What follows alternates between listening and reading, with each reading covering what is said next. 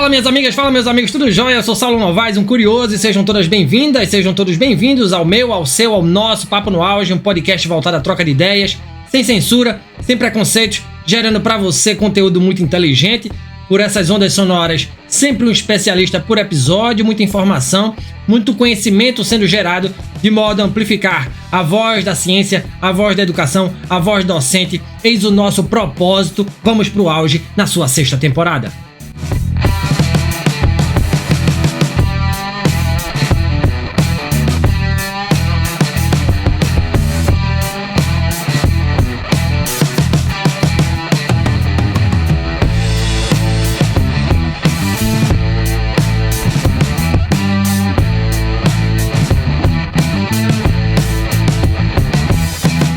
O podcast Papo no Auge está de volta em 2025, muito assunto bom por aqui, agradeço de imediato a sua audiência, e neste programa Abre Alas, vamos falar sobre a expressão Brain Rot. O termo Brain Rot, por sua vez, foi o termo do ano de 2024, do dicionário de Oxford, escolhido por uma votação que contou com a participação de mais de 37 mil pessoas. A expressão é usada para descrever o impacto negativo que certos hábitos digitais podem ter sobre o cérebro, especialmente o consumo excessivo de conteúdos curtos e rápidos, como vídeos em redes sociais. Estudos indicam que a exposição constante a esse tipo de mídia pode reduzir a capacidade de concentração e a memória de longo prazo, favorecendo recompensas imediatas em vez de reflexões mais profundas. Bora discutir sobre isso? E comigo, neste Papo no Auge, abrindo a 6ª temporada, eu converso com o psicólogo Christian Kreff. Ele é graduado pela Universidade Federal do Rio Grande do Sul, é mestre e doutorando em psicologia também pela Universidade Federal do Rio Grande do Sul, é especialista em avaliação psicológica pelo Conselho Federal de Psicologia e especialista em neuropsicologia pelo IPOG de Porto Alegre. É professor de psicologia na Universidade do Vale do Rio dos Sinos, a Unicinos, e produz trabalhos sobre avaliação psicológica clínica, inteligência, funções executivas, testes projetivos, análise do brincar, desenvolvimento infantil e leitura compartilhada, além de ser um amante da literatura brasileira. Que bom saber disso, professor. Veja, antes da gente falar sobre o Brain Rot, tá? Eu quero saber, é uma pergunta de praxe que a gente faz aqui.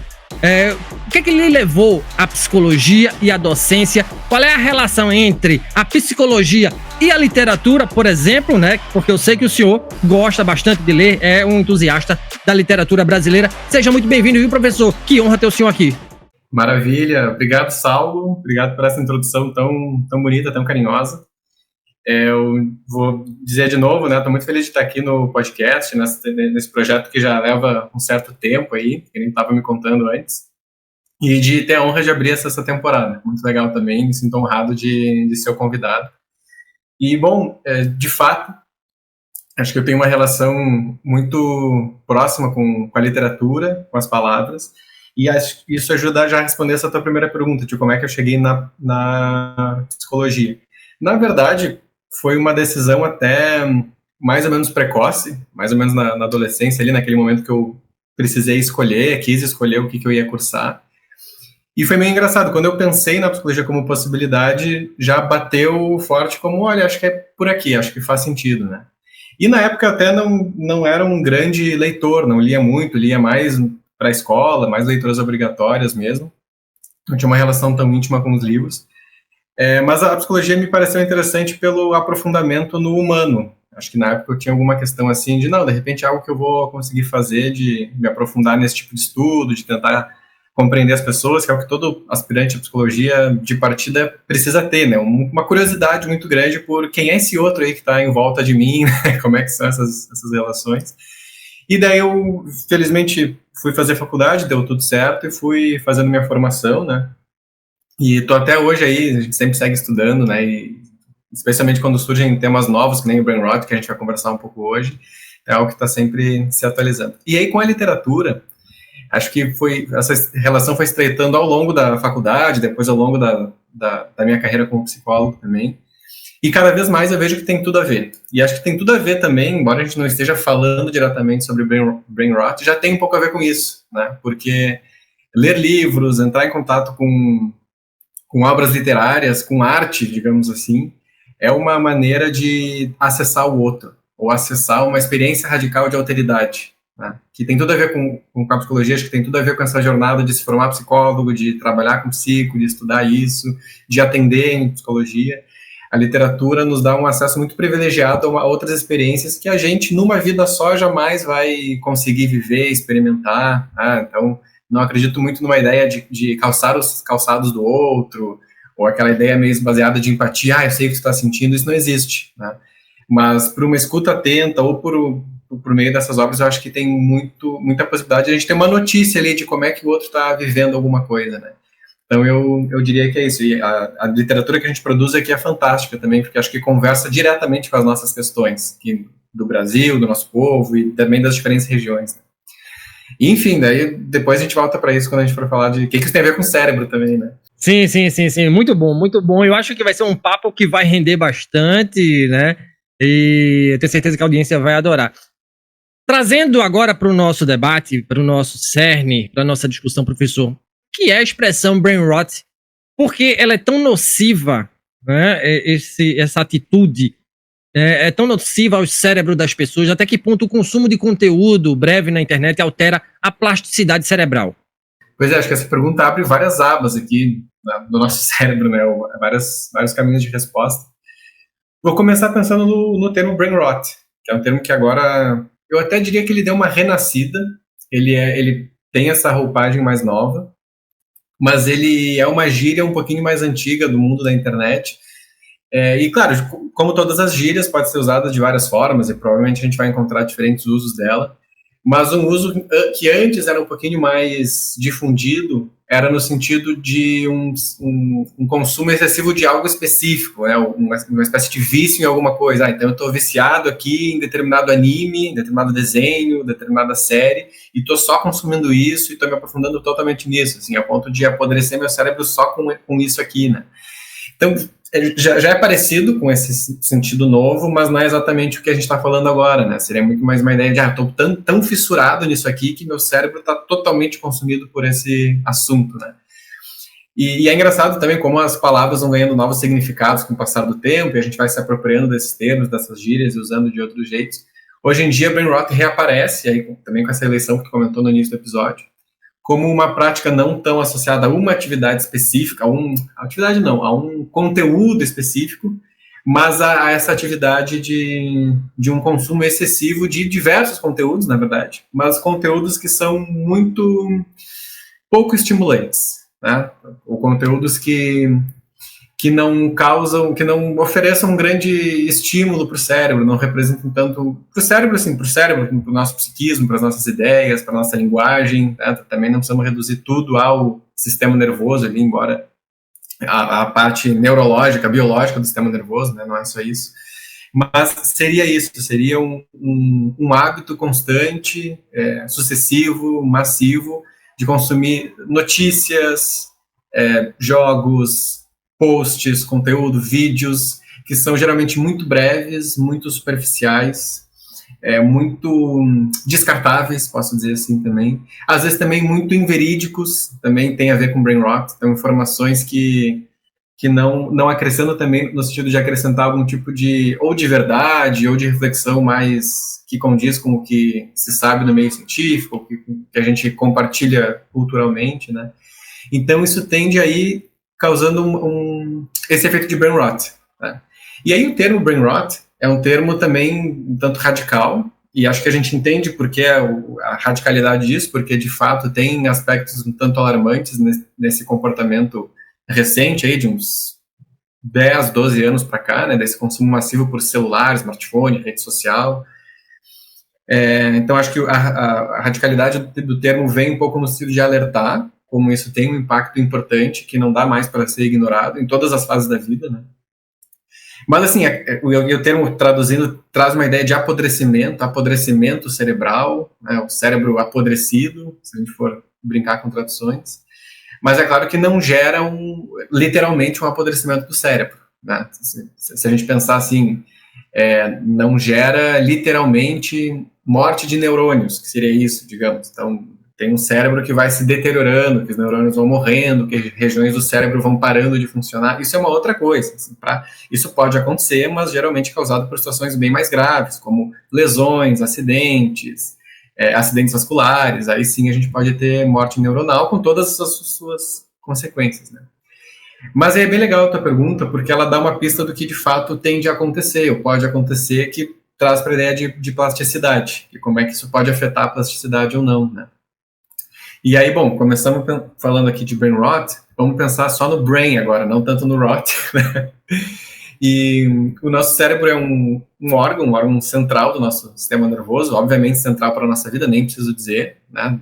Dependendo de como a gente fala do cérebro, a gente até confunde cérebro com uma ideia de pessoa, de self, de indivíduo, embora eu acho que não precisa reduzir uma coisa a outra, né? Mas, obviamente, é uma parte da nossa biologia fundamental, imprescindível para a vida e para a nossa interação com o nosso universo e com nós mesmos, né?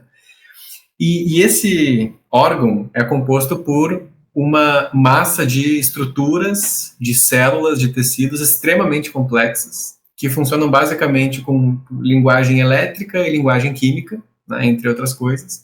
E isso com interações, bilhões de interações constantes o tempo inteiro, desde que a gente nasce, né? Até antes, na verdade. Então, o feto já vai criando um sistema nervoso ali, já vai formando as primeiras interações sinápticas, que ao longo da vida vão seguir se formando e se deformando, vão seguir se construindo e se desconstruindo o tempo inteiro, né? A gente até tem ali na infância um boom de formações sinápticas. Então, um cérebro que entra, vamos imaginar assim, esse indivíduo, esse cérebro entra em contato com o mundo e ele entende que tem estímulos muito novos e muito diferentes de tudo que ele já viu na vida, naquela vida intrauterina ainda muito simples, né? Então, esse cérebro começa a fazer conexão sináptica o tempo inteiro. Então, o que são as conexões sinápticas, né? São conexões entre as células, entre as principais células do cérebro, que são os neurônios, né? Muita gente deve lembrar da escola, que a gente aprendia lá, aquele corpinho celular, parece uma estrela, daí puxa um fiozinho aqui, o axônio, daí os filamentozinhos, digamos, que vão se conectando entre si, nas dendritas, e aí, bom, não vou entrar tanto na neurofisiologia aqui, senão alguém vai parar de ouvir já.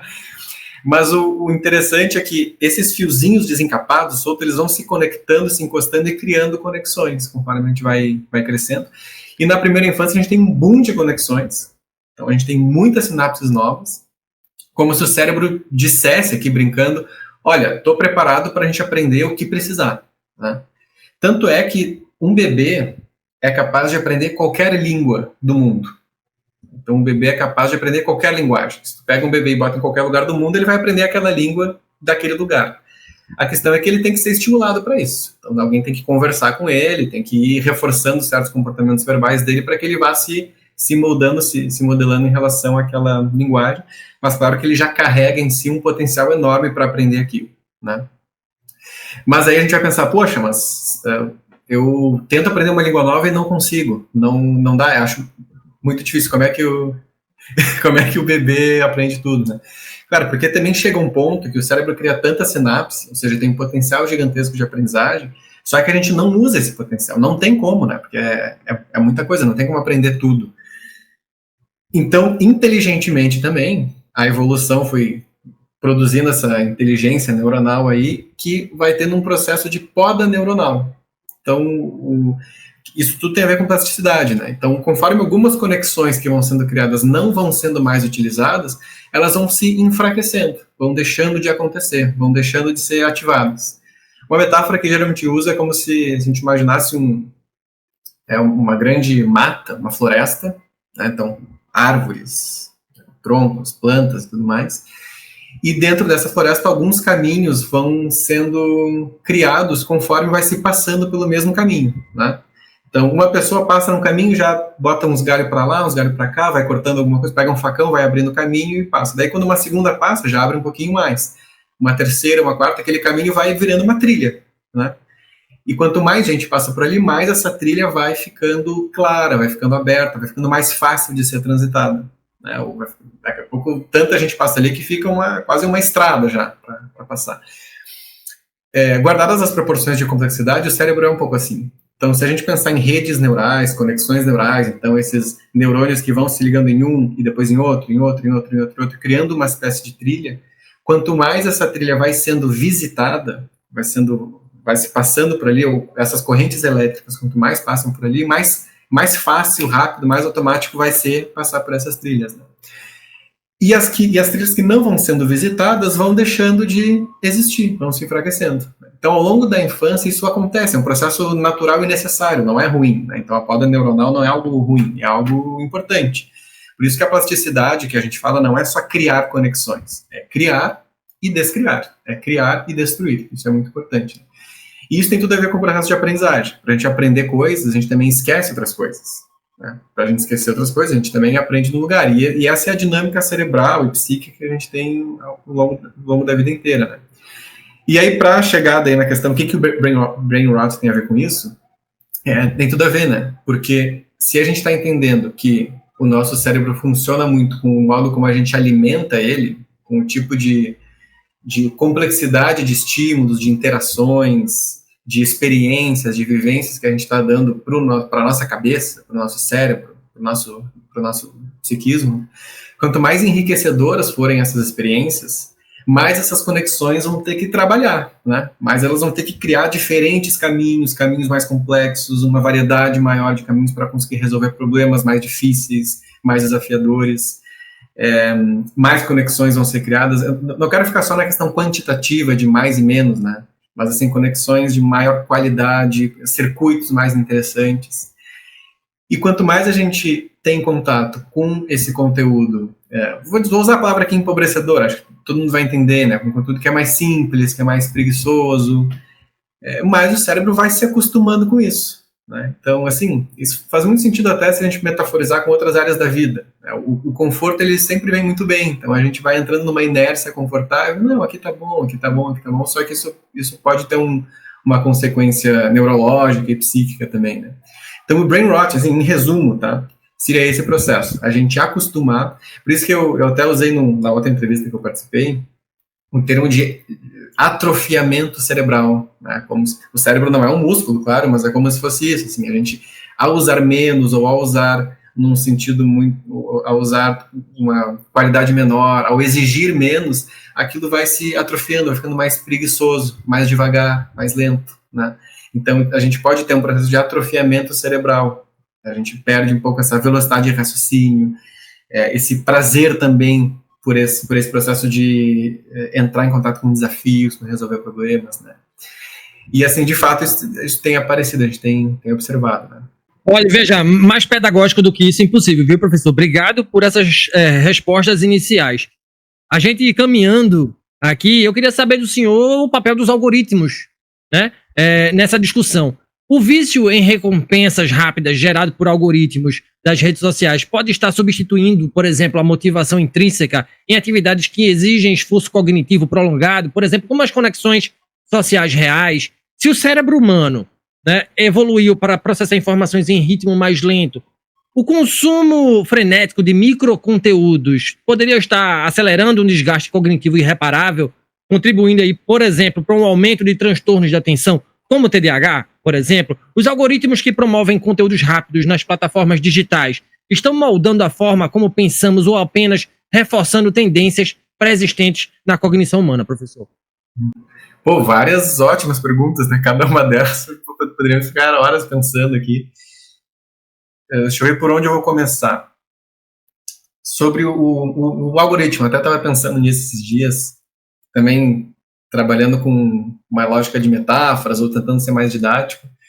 Até daria para a gente dizer assim que o modo como o algoritmo funciona, daria para fazer essa aproximação que a gente estava falando antes do nosso funcionamento cerebral, nessa ideia de tem os circuitos neurais, quanto mais ele vai sendo reforçado, a tendência é que ele se repita, que ele aconteça de novo, né? Que ele o quê? Essa passagem elétrica se dê de novo ali por aquele caminho, que é o que a neurobiologia da memória vai se aproximar um pouco dessa ideia, né? A memória como essa experiência de um caminho elétrico e neuronal que é repetido. Então, a gente vive uma coisa pela primeira vez, a gente recebe um monte de estímulos, um monte de vivências sensoriais daquilo, pensa naquilo,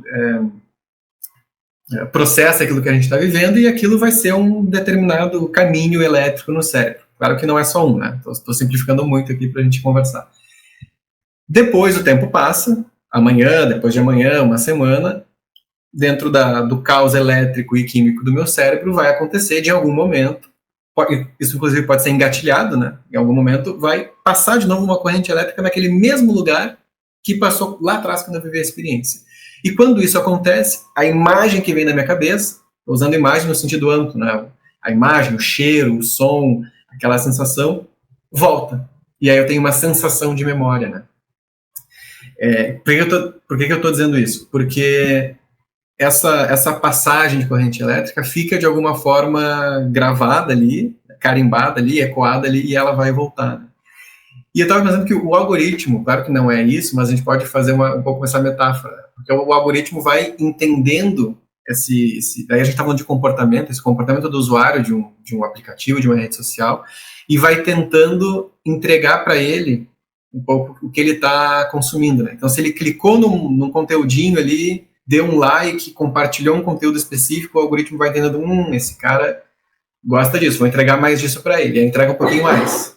Aí, como entrega um pouquinho mais, o cara vai lá, apareceu um parecido. E aí ele clica de novo, encaminha de novo, dá um like de novo. E aí, aquele algoritmo, que é um tipo de inteligência artificial, vai alimentando cada vez mais ele com aquele tipo de conteúdo, né? O que, por um lado, pode ser interessante, que daí o cara vai ter um maior número daquele conteúdo, só que também tem a ver com isso que a gente está dizendo, com esse empobrecimento, né? Porque a coisa vai ganhando uma certa dimensão que vai criando um viés gigantesco.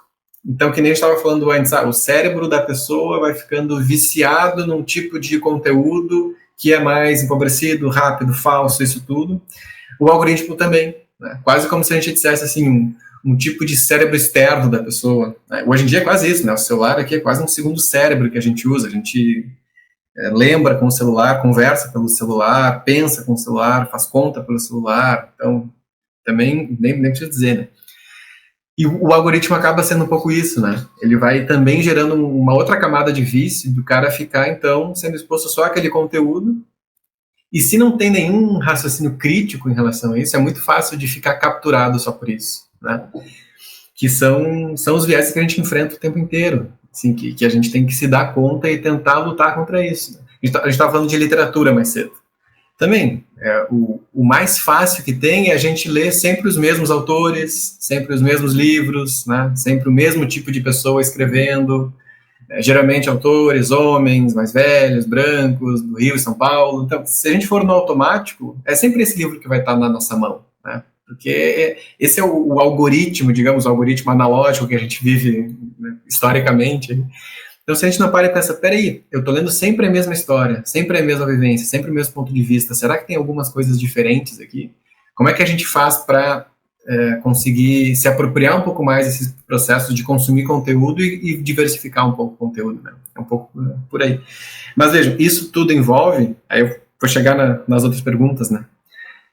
Prestar atenção, vou usar esse termo para fazer o link, né?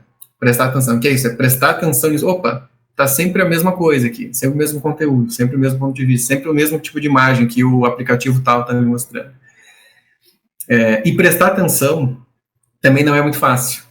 Daí eu vou puxar para a questão da atenção, que tu perguntou ali no final, o que isso tem a ver até com déficit de atenção, aumento de déficit de atenção. O que é atenção?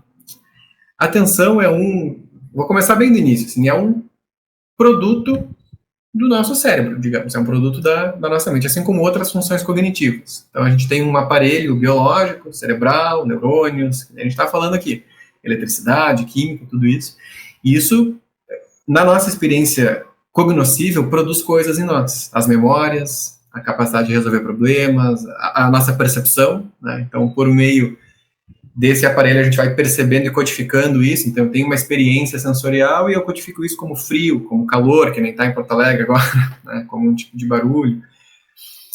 Então, o nosso corpo produz coisas e a gente vai entendendo isso, processando do modo como a gente consegue. Né? A memória e a atenção é um tipo de produto, então, que também interage com o cérebro. Então, a atenção é uma função cognitiva. Então, a gente tem o cérebro... Alguns diriam assim, Sal, o cérebro seria o hardware, né? Seria o aparelho físico. E o software são as funções cognitivas, que são os programas que estão operando para a gente conseguir entender o que está acontecendo ali conosco e ao nosso redor. Então, a atenção é uma função cognitiva que eu sempre brinco com os alunos, que é como se fosse a porta da cognição. Tá? Então, sem atenção, todo o resto fica meio prejudicado. Então, assim, eu não consigo aprender numa aula se a atenção não está funcionando, não está ativada, não está com o interruptor aceso. Eu não consigo conversar com alguém se eu não estiver prestando atenção naquela conversa, eu não consigo ver um filme, eu não consigo jogar um jogo, eu não consigo nem direito estar no celular, né, isso que eu vou falar, o celular é mestre em capturar isso, né? Mas então a atenção é o início da conversa cognitiva, vamos dizer assim. Então, muitas vezes, às vezes os pacientes chegam com queixa de atenção, e quando a gente vai avaliar, percebemos que a atenção não é um problema, mas a memória pode ser um problema, né? Ou o contrário. Às vezes tem pacientes que têm queixa de memória, mas eu não lembro nada, eu vou ver um filme e não lembro, eu esqueço muita coisa em casa, eu esqueço o que eu tenho que fazer, e aí tu vai avaliar, e a memória não é um problema, a atenção é um problema, né? Então a porta não está aberta para a informação entrar. Se a porta não está aberta, não vai ter processo de aprendizagem. E assim, a atenção, nem preciso dizer também que é fundamental, né, que o nosso processo evolutivo, obviamente, selecionou indivíduos que conseguiam prestar atenção e focar a sua atenção de diferentes maneiras, tanto que a gente tem diferentes tipos atencionais, né? Tem atenção que é focar numa coisa só, tem atenção que eu preciso distribuir um pouco a atenção, tem momentos que eu tenho que alternar o meu foco atencional em diferentes aspectos, tudo isso para me ajudar a sobreviver e a interagir com o mundo, né? E até pensando evolutivamente, o que a nossa atenção precisa fazer para que ela seja eficaz? Ela precisa prestar atenção em coisas relevantes, né? E o que ao longo da nossa história biológica da espécie vai sendo entendido como relevante? Geralmente são duas coisas, tá? Em resumo. Uma primeira coisa tem a ver até com o histórico de aprendizagem, que tem a ver com uma relevância até afetiva, emocional, tá? Então, por exemplo, Saulo, se tu está num restaurante lotado e alguém do outro lado sussurra ali, Saulo, se o teu aparelho perceptivo captar essa informação e ela bater lá no teu cérebro e teu cérebro entender que aquele é um estímulo muito conhecido para ti, que é o teu nome, a tua atenção, o teu processo atencional vai jogar a tua cognição para lá. Opa, alguém está me chamando, né?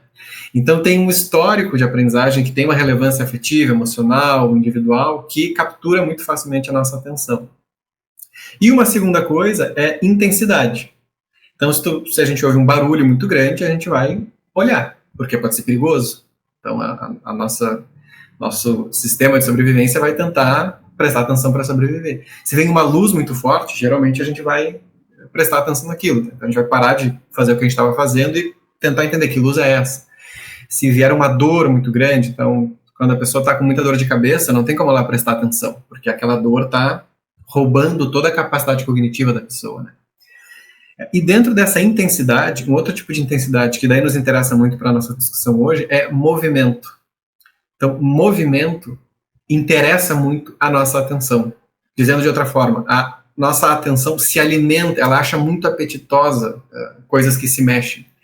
Tem uma lógica sobre sobrevivência, né? Vamos imaginar animais que estão ali na floresta caçando, se alimentando, tomando água. Se alguma coisa se mexe, tu tem que olhar para ver o que é, tem que prestar atenção, porque pode ser um perigo, pode representar um risco para tu poder reagir, né? E, que nem tu falou antes, né? Como é que são os conteúdos hoje de redes sociais, aplicativos? Eles são muito dinâmicos, então são muito curtos, muito rápidos. Se a gente vê pessoas ensinando a fazer vídeos, geralmente eles ensinam isso, faz cortes no teu vídeo. Não pode ser um vídeo que tu fica assim falando por 10 minutos. Fala um pouquinho e corta, e troca de lugar, e fala rápido, né? Ou seja, é para jogar com essa ideia de movimento, de corte, porque isso alimenta muito a nossa atenção. Vou dar um outro exemplo, tá? Também é comum no consultório ou escolas, os adultos se queixarem que as crianças não conseguem prestar atenção na tarefa de casa ou nas salas de aula, mas como é que elas ficam horas jogando videogame? Como é que elas ficam horas atentas no celular? Como é que elas ficam horas vendo anime, por exemplo? E a resposta, claro que tem uma série de fatores, mas passa muito por aí também, de que olha como é que são os estímulos, né? Uma sala de aula que, para os nossos padrões atuais, realmente é muito monótona, é um outro ritmo, é um outro tempo. Não estou dizendo que isso é ruim, né? Claro que não, pelo contrário. E esse adolescente, jovem, criança, está sendo bombardeado também em outros momentos por um estímulo que é muito dinâmico, que é muito rápido, que é muito colorido, que tem muitas luzes, e o tempo inteiro. Vamos pensar o videogame, jogos de videogame também, muito dinâmico, muito rápido, lida com um processo de recompensa muito constante, tu tinha falado antes, eu acho, né? Um processo de recompensa muito grande, então, tu anda um pouquinho, tu consegue uma moeda, aí tu passa de fase, aí tu fica mais forte, consegue um outro equipamento, aí tu é reconhecido pelos pares, enfim, te dá imediatamente muita recompensa. Né? E na sala de aula, não. É muito mais lento, tu não tem recompensa imediata.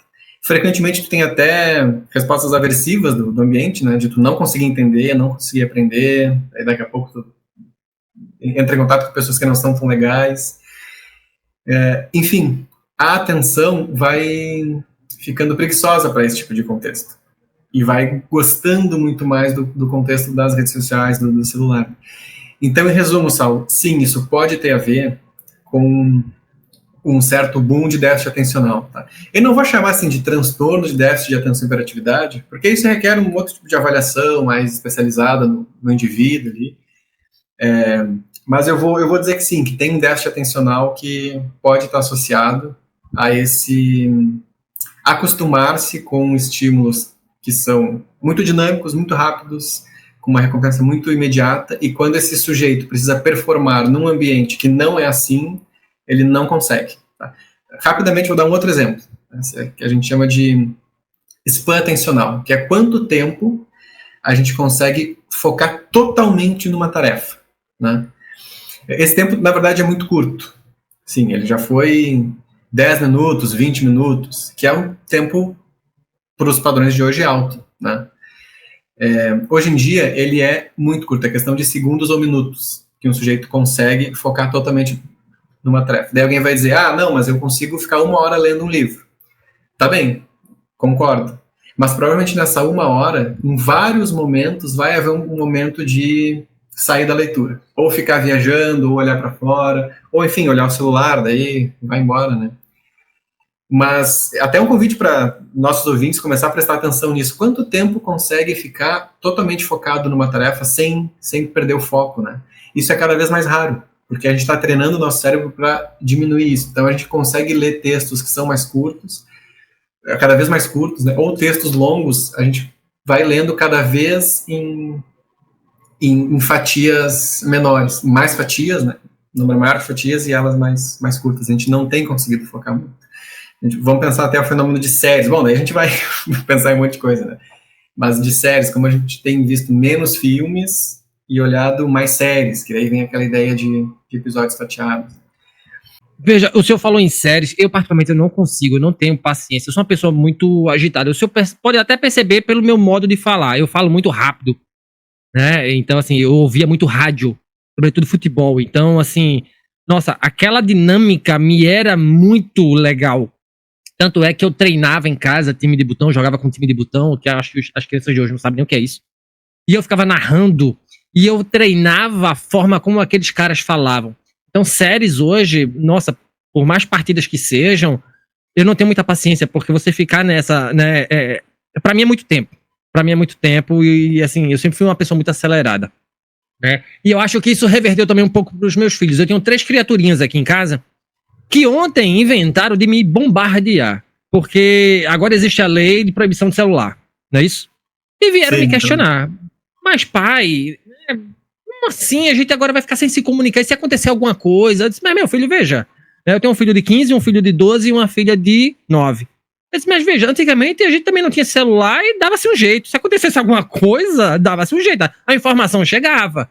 Né? Claro. Mas assim, não é legal proibir, né? A gente podia conversar, a gente podia arrumar um meio termo. Disse, pois tem tudo uma questão de negociação, né? Dentro de sala de aula, realmente. Né? Eu que estive dentro de sala de aula, dei aula durante muitos anos de língua portuguesa e literatura, ensino médio, e eu peguei ali o início, né, dessa onda massiva de celular.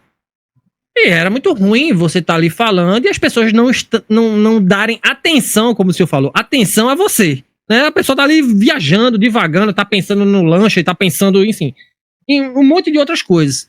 E os três ontem me bombardearam, assim. Mas como assim? Proibir celular, né? Não vai levar celular pra escola, cara.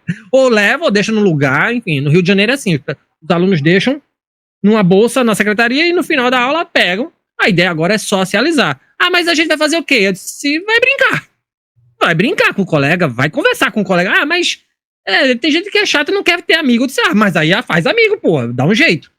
Tá? E eu tô falando isso, professor, pra fazer a seguinte pergunta, tá? Se as gerações mais jovens forem predominantemente expostas a conteúdos breves, esses estímulos rápidos, ao celular, né? Como isso afeta a capacidade futura de inovar e resolver problemas complexos, hein? Sim, isso afeta, certamente, né? Vou dar um exemplo aqui. O que a gente tem já muito estabelecido na literatura científica é que uma das primeiras funções cognitivas ou funções sociais que são afetadas pelo uso excessivo de telas, colocando assim no geral, celular, TV, computador, é a linguagem, né? A gente até estava comentando ali, se não me engano, na primeira pergunta, como uma criança, um bebê, tem o potencial de aprender qualquer linguagem do mundo, desde que seja estimulado a tal. O que é ser estimulado a aprender uma linguagem? Não é botar uma criança, criar um cenário inexistente, mas só para a gente visualizar. Botar um sujeito, uma criança sozinha numa sala branca, sem nada, com uma TV, com alguém ensinando linguagem para essa criança. Isso não vai funcionar, porque a gente aprende linguagem pela interação com o outro, pela interação analógica. Quanto mais analógica, mais favorecedora a aprendizagem, né? Porque o aprendizado de linguagem requer esse refinamento, essa interação muito fina do dá e troca, né? Do dá e recebe. E com estímulos muito unilaterais, como são TV, telas no geral, TV, celular, isso não se dá, ou se dá de uma forma muito mais enfraquecida. E eu estou dizendo isso também, é legal comentar, porque tem um pouco essa fantasia de jogos pedagógicos. Não, mas o meu filho só usa aplicativos didáticos, pedagógicos, então tá tudo bem. Olha, não sei, porque isso não vai oferecer uma grande quantidade de aprendizagem e talvez só seja ele mais exposto a telas ainda, né? Então, assim, de novo, quanto mais um sujeito é exposto ou estimulado com um tipo de problema, desafio, aprendizagem, mais ele vai se acostumando com aquilo. Quanto mais ele vai sendo exposto, vai se colocando a desafios mais complexos, mais difíceis, mais ele vai se acostumando com aquilo, portanto, ficando com uma capacidade maior de resolução de problema, de pensamento abstrato, diria até assim, de criatividade, né? Porque que tem a ver com a tua pergunta, né? A capacidade de criar, de elaborar, de pensar, de abstrair algumas questões, né? De não ser só um reprodutor, só fazer, então, chega e bate e volta. Não, mas de conseguir pegar um assunto, se apropriar dele, criar uma coisa nova. Então a criatividade tem a ver com isso, porque a criatividade não é algo mágico, não é algo intrínseco, não é um tipo de dom, né? Também é algo que existem certas condições que favorecem o processo criativo, né? Então, de consumir coisas legais, ter um certo tempo para digerir aquilo, ter um certo tempo para conseguir criar alguma coisa nova. E aí, de fato, que nem eu disse, consumir coisas legais. Se essa parte já está meio deficitária, todo o resto depois fica mais complicado, né? E eu vou pegar o gancho do que a gente estava falando antes, dessa ideia do celular na escola, por exemplo, qual que é o sentido disso. De fato, tudo que aparece como proibição assusta um pouco. Como assim estão proibindo, estão ferindo a liberdade, né? Que história é essa? Mas a questão, primeiro que, acho que uma primeira questão importante é que os smartphones, especificamente, são um fenômeno muito recente, né? Eles são ali, pelo menos em termos de Brasil, fora daí não sei, mas em nível Brasil é muito recente, após 2010, 11, 12, que a gente tem um boom maior de smartphones. Tem um livro bem legal que fala sobre isso, que saiu ano passado, que é A Geração Ansiosa, do Jonathan Haidt, já fica uma recomendação para quem quiser se aprofundar um pouco nisso.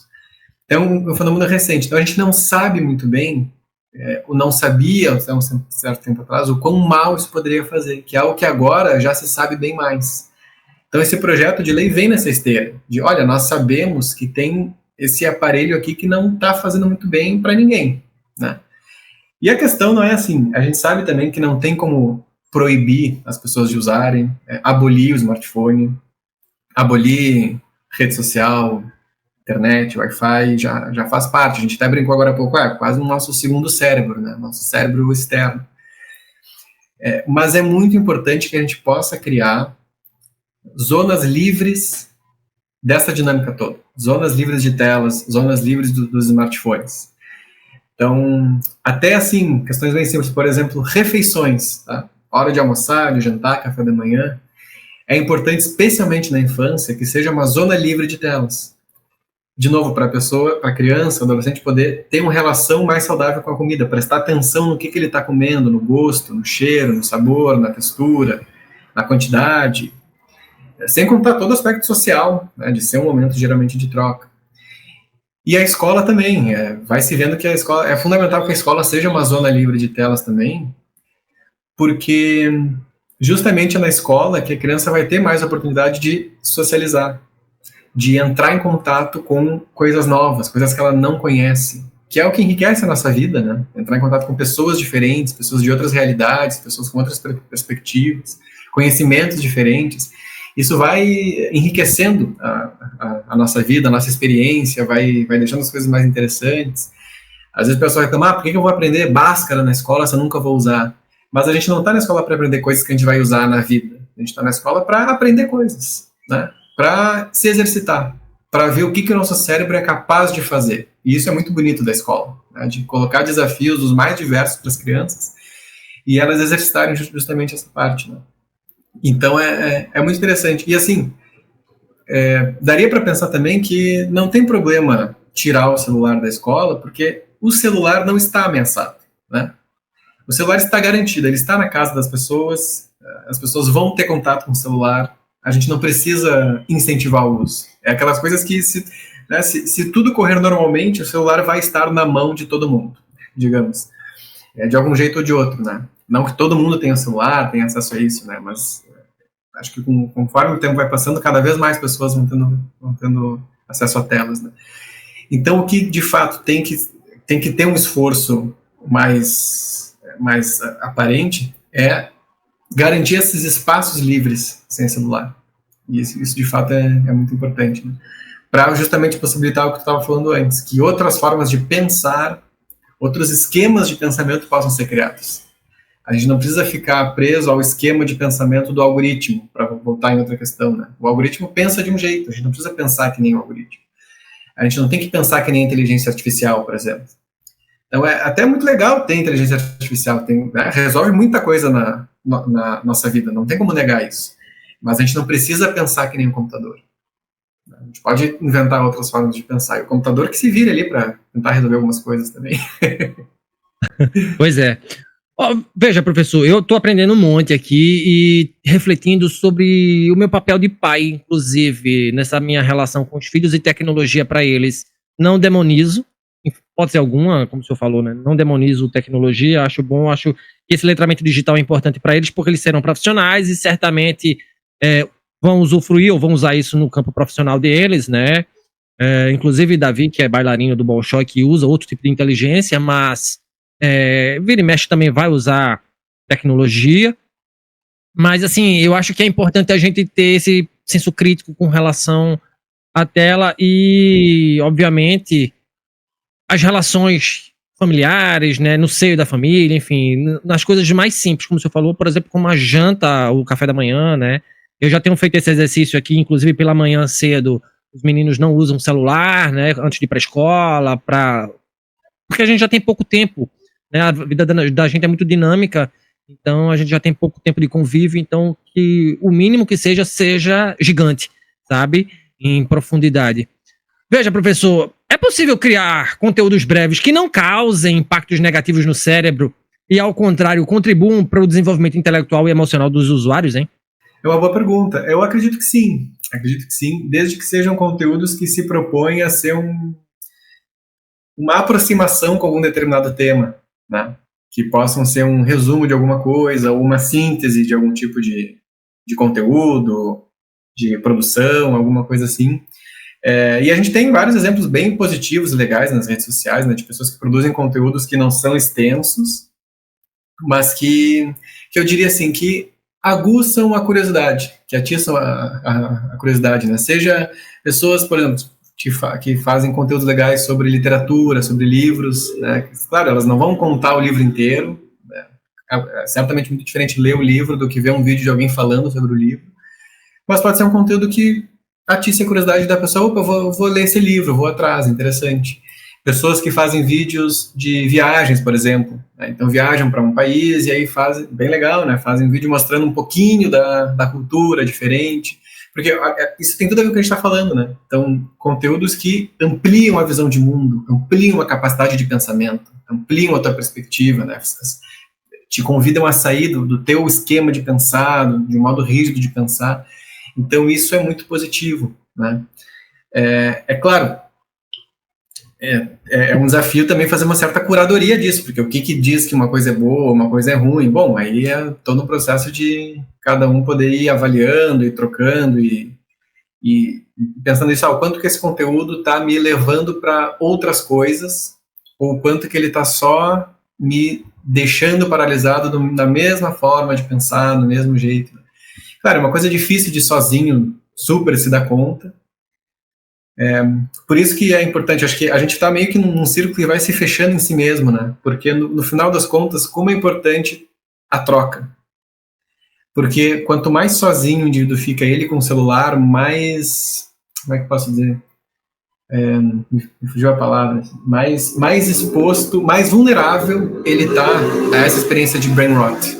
Porque ele está mais vulnerável a essa experiência de ficar se retroalimentando na mesma coisa, no mesmo discurso, no mesmo tipo de joguinho, de aplicativo, de notícia, de vídeo, de conteúdo.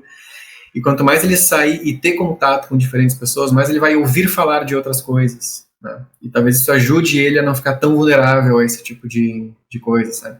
Então, de fato, é uma preocupação grande na adolescência, né, que a gente vê isso, especialmente na adolescência pós-pandemia, que é uma experiência adolescente muito trancafiada ali, muito enclausurada no seu quarto, no seu universo online, né? De ter pouco contato social, e aí o mundo vai se restringindo muito pode ficar muito restrito àquele algoritmo específico, né?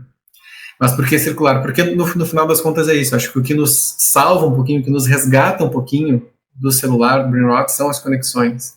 Tanto que quem está nos ouvindo vai pensar assim, em algum momento aí da sua semana que foi ter algum encontro social e em algum momento se dá conta, olha só, faz tempo que eu não olho meu celular, né? E o que nos ajuda é fazer outra coisa, né? É estar consumindo outra coisa. Mas então, resumindo, eu diria que sim, Saulo, é possível ter um conteúdo mais breve e positivo, se é um conteúdo que amplia, que convida a uma ampliação de pensamento, de perspectiva, né? Mas certamente não é fácil produzir conteúdo assim breve, né? É um desafio para os criadores de conteúdo. Pois é, eu ia lhe perguntar justamente isso. Será que as pessoas, a grande massa, quer também esse tipo de conteúdo? Eu fico me perguntando isso porque eu faço esse conteúdo aqui, voltado à educação, eu sempre trago gente com um discurso abalizado como o seu, para gerar essa conscientização nas pessoas.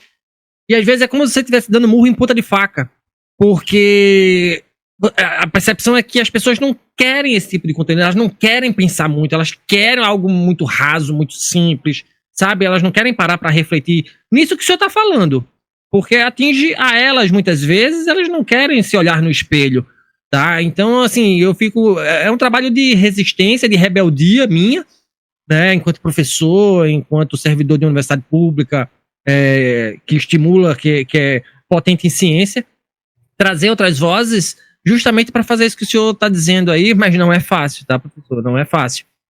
Veja, para a gente fechar esse grande bate-papo aqui, essa preocupação com os impactos do conteúdo breve no cérebro é uma reflexão sobre limitações humanas ou é uma crítica ao modelo de negócios que explora nossas vulnerabilidades cognitivas?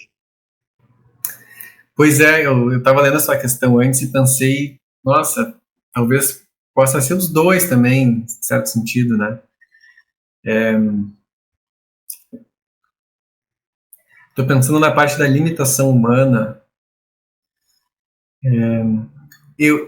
Talvez eu dissesse assim, é algo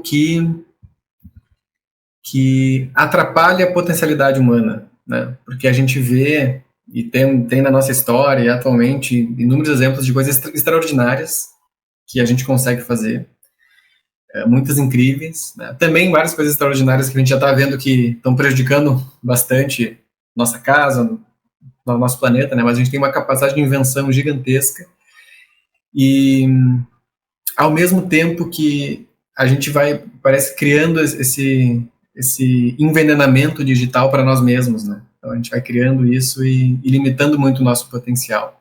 Claro que a gente tem limites, todos têm, né? A nossa experiência tem. Acho que o que se diz é que a gente está chegando muito perto de nossos limites também, do que a gente consegue criar, produzir, usar do nosso planeta e tudo mais. Mas me dá essa sensação que a gente está assim, fazendo vários tiros no pé. Né? Então, a gente cria tecnologias incríveis que salvam vidas, que fazem muitas coisas, mas ao mesmo tempo muitas das tecnologias estão nos atrapalhando bastante. Né?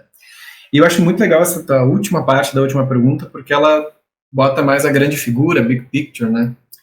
Dessa questão mais global mesmo do sistema que a gente vive, de como isso tem tudo a ver. Então, a gente acabamos de falar, as pessoas não querem ter contato com questões complexas, questões que levam tempo, e é verdade, porque dá trabalho, é doloroso muitas vezes, né, se perceber não tendo algum conhecimento, se perceber não tendo uma mente tão alargada, perceber que não se sabe de tudo, é doloroso, é uma ferida psíquica que todos temos, né? Então é mais confortável olhar aquilo, tá, agora eu já sei tudo sobre isso, beleza, próximo. Né?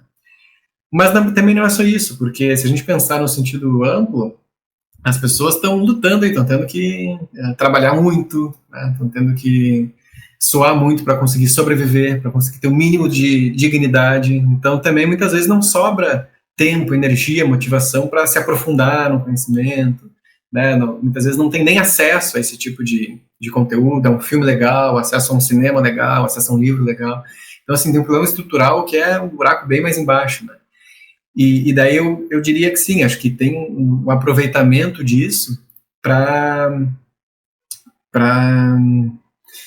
vamos dizer assim, fazer grana em cima disso mesmo, né? A gente estava falando de atenção antes, eu diria que a gente está vivendo numa grande economia da atenção, né? Então, assim, se as pessoas não têm tempo para se dedicar a aspectos mais interessantes ou mais ricos, vão aproveitar então essa necessidade de ser tudo rápido, de ser tudo fugaz, de ser tudo volátil, né? Então vamos criar coisas que capturam rapidamente a atenção e vamos vender isso. Então a lógica das telas é isso, é vender a atenção das pessoas, né? Então, tem tantos seguidores prestando atenção em mim, quanto que tu vai me pagar para eu falar do teu produto? Quanto tu vai falar para eu falar do teu partido, do teu candidato? Né? Então tem um aproveitamento disso, de como as pessoas de fato estão precisando de coisas breves, estão querendo coisas breves, e como isso está sendo mercantilizado também. E aí, de novo, que saídas tem para isso? Olha, é complexo, mas eu diria que talvez várias, né? Algumas delas passam por isso que a gente está fazendo, de conversar, de tentar fazer circular por aí um conteúdo legal e prestar atenção. Assim, eu resumiria isso, acho que a gente tem que prestar atenção, né? Claro, cada um nas suas capacidades ali, do quanto é possível, mas temos que prestar mais atenção. E com essa frase final, prestar atenção, eu encerro o primeiro episódio de 2025 do Papo no Auge. Chegamos ao fim desse magnânimo bate-papo aqui. Eu conversei com o psicólogo e professor da Unicinos, Christian Kreff. Discutimos o conceito de brain rot e o impacto do consumo de vídeos curtos na internet no cérebro das pessoas. Professor, adorei. Obrigado, bom tê-lo aqui, tá? Gratidão por sua partilha tão generosa. Quem quiser trocar ideias com você, onde lhe encontrar, obrigado, viu, professor? Eu agradeço muito, Saulo, também o convite. Muito legal estar aqui. Adorei o projeto e desejo sucesso para essa sexta temporada e sucesso para o Papo no Auge. Muito obrigado pelas perguntas e pela troca que a gente fez aqui. E quem quiser lhe encontrar, como é que faz, hein, professor? Dê o caminho das pedras para a galera prestar atenção no senhor também. Eu também estou nas redes sociais, né, como todos estamos. É uma relação super ambígua, né? A gente quer se afastar, mas fica lá e também usa para encontrar pessoas. Eu não tenho Instagram profissional, não sou um criador de conteúdo nem nada. Tenho meu Instagram pessoal mesmo, que é Chris Kreff, né? Então CHRYSKROEFF, como meu nome. E quem quiser trocar pode me procurar por lá também. E aqui em Porto Alegre estou aí nas ruas, nas esquinas, nos bares também, jogando futebol, também é fácil me encontrar por aí. E eventualmente apareço em alguns podcasts, cursos, a gente pode ir conversando. Joia, e bate um bolão, hein? Camisa 8, como eu disse, né? Faz jus a camisa 8 do Juninho Pernambucano. Obrigado, professor, valeu. Obrigado. Valeu, Saulo. grande abraço. Abraço. E se você gostou desse conteúdo, não esqueça de avaliar o podcast Papo no Auge nos principais agregadores de áudio. Nos siga nas mídias sociais, no Instagram, @Papo no Auge, no LinkedIn, Saulo Novaes. Compartilhe o nosso programa na sua rede de amigos. Estamos integralmente nos principais agregadores de podcast e também no YouTube. Quer ser um parceiro do Papo no Auge? Então se associe ao nosso programa por meio da plataforma Catarse de financiamento coletivo e também via Mercado Pago. Com planos de 5, 10, 30, 50 e 100 reais, você se torna um membro de nosso podcast e nos ajuda a conversar com mais professores mundo afora. Um grande abraço a todo mundo e bora pro auge!